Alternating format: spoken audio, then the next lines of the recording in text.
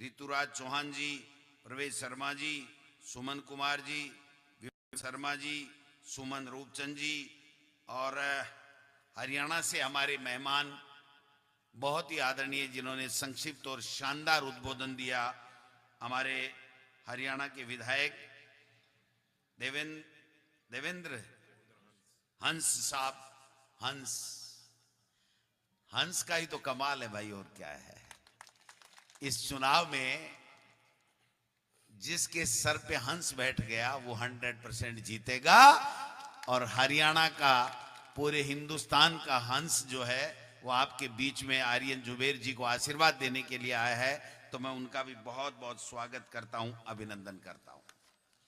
10-15 minute मैं तो इतना निवेदन करना चाहता हूं कि जुबेर साहब को आपने नजदीक से देखा, परखा, उन्होंने विकास के काम किए, आपके भाईचारे को बढ़ाने का काम किया, आपके सुख दुख में भागीदार रहे। इसलिए मैं आप सबसे अपील करने के लिए आया हूं कि उनको जो 5 साल का कार्यकाल आपने दिया था, वो जो अधूरा सपना छोड़ करके गए हैं आपके विकास का, आपके भाईचारे को और मजबूत करने का, उस भाईचारे को और मजबूत करने के लिए, उनके सपनों को साकार करने के लिए आप उनका पूरा कार्यकाल जो उनका था, आपने आशीर्वाद देके दिया था, उसको पूरा करने के लिए उनके सुपुत्र जुबेर, आर्यन जुबेर को देने का मैं आप सब लोगों से निवेदन करता हूं। और मुझे कहीं कोई शक नहीं है कि सबसे ज्यादा वोटों से ये 7 उपचुनाव में कांग्रेस पार्टी आर्यन जुबेर के रूप में राजस्थान की विधानसभा में यहां से जीत करके जा रही है। अभी जुल्ली साहब ने कहा, बहुत अच्छी बातें बताई कि बातें बहुत होती रहेंगी।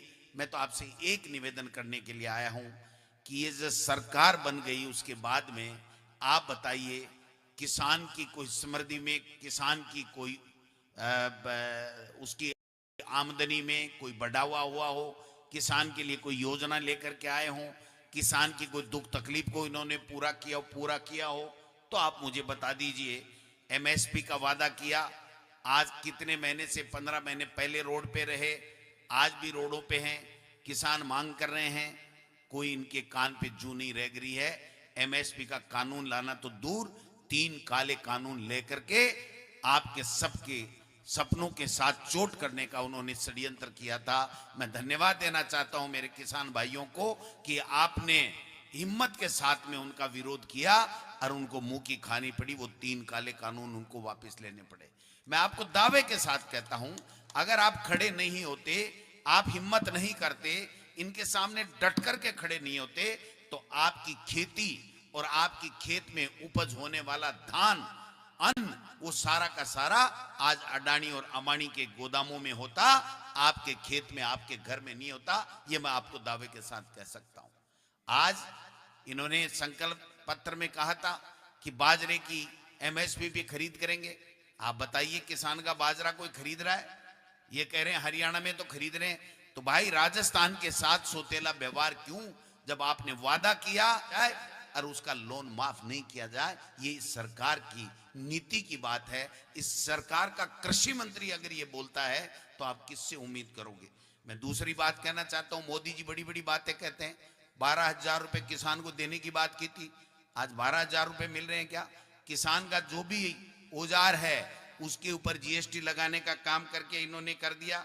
आप देखिए, डीएपी खाद जो रबी की फसल में बिजली मिलनी थी 6 घंटे, जब वसुंधरा जी थी तब भी 6 घंटे बिजली मिलती थी, मैं मंच से कहना चाहता हूं। और जब कांग्रेस की सरकार थी, अशोक गहलोत जी मुख्यमंत्री थे, तो 6 घंटे से कभी भी बिजली कम नहीं मिली। आज 4 घंटे में, और मुख्यमंत्री जी बैठ गए हेलीकॉप्टर में। कलर तो साफ होगो मुख्यमंत्री जी को, एक बात तो होगो, है ना, वजन भी मानी 2-4 किलो बड्डी गो लो, तो पट्टा डाल लिया, वजन बढ़ा लिया, हेलीकॉप्टर में दे बम दे बम दे बम, झूठ के बम। बेटी का बापो, आपको ये कहा था कि आपने जो वादा किया था उसका क्या हुआ? बाजरे की खरीद का क्या हुआ? किसान को 12,000 रुपए किसान सम्मान निधि मिलनी थी, उसका क्या हुआ? 6 घंटे बिजली का क्या हुआ? बीज मिलते थे, उस बीजों का क्या हुआ? आज जो अतिवृष्टि में जो किसान की फसलें खराब होगी उसके मुआवजे का क्या हुआ, डीएपी खाद का क्या होगा, राज में देख लेना आप। अगर चूक हो गई, ये जो मध्यस्थ हाथी की बात कर रहे थे ना, ये मध्यस्थ हाथी, ये सरकार पूरी बनी हुई है, इनको परवाह नहीं। इन्होंने दो ही काम किए अभी तक। एक तो जो मैं डायलॉग रोजाना कहता हूं, जो सही कहता हूं, कि मुख्यमंत्री जी हेलीकॉप्टर में बैठते हैं नाश्ता वास्ता करके, और भ्रमण, भाषण और भ्रमित।